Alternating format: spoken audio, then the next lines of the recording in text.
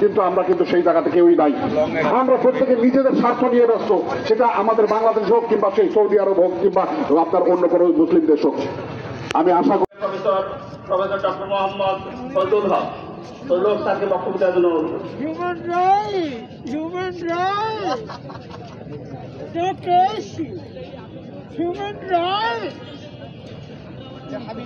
human rights, human rights. জাগ্রত করতে পেরে জাগ্রত করে এই বর্বর ইসরায়েল এবং মার্কিনীদের যে যত ষড়যন্ত্র, সেই ষড়যন্ত্রের বিরুদ্ধে লড়াই করে আল্লাহ যেন তাদেরকে বিজয় দান করেন।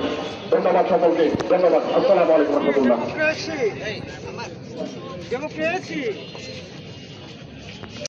জনতা এ পর্যায়ে বক্তব্য রাখবেন। আসসালামু আলাইকুম রহমতুল্লাহ।